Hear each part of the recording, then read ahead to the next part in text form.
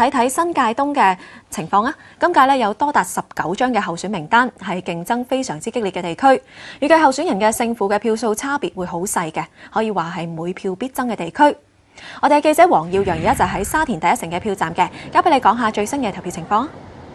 係啊，其實我哋而家就企喺沙田第一城嘅票站出面。我哋一路咧都同大家跟進緊全港嘅投票率、分區投票率同埋新增嘅區議會第2功能組別嘅投票情況嘅，同大家睇睇有幾多人投咗票啊！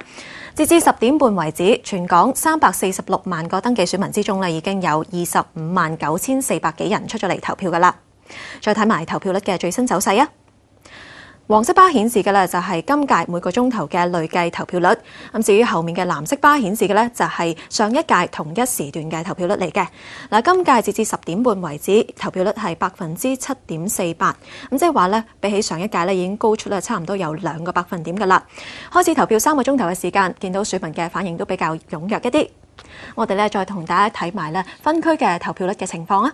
地圖上面5種唔同嘅顏色就係代表住5個直選地區。暫時睇到咧投票率最高嘅咧依然係紫色嘅九龍東呢一個地區啊！咁暫時咧已經有8%嘅選民出咗嚟投票噶啦。咁比起上一屆咧，亦都係高出整2個百分點。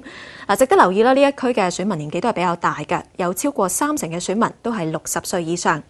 我哋睇完投票率最高，就睇埋投票率最低啊！就暫時咧都係新界東投票嘅人呢，就只係有7.14%嘅啫。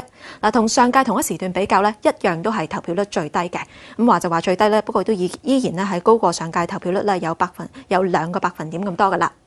我哋再跟進埋港島區嘅最新投票情況啊！606000個登記選民之中咧，喺呢一區已經有7%嘅選民出咗嚟投票噶啦。咁至於九龍東同埋九龍西同埋新界西嘅選民嘅投票率咧，都係大約係7.4%至到7.7%左右。我哋再同大家跟進埋咧新增嘅區議會第2功能組別最新嘅投票情況。全港咧共有322萬個登記選民嘅，咁暫時已經投票嘅咧就有238400幾人。換言之咧，投票率就係7.4%左右。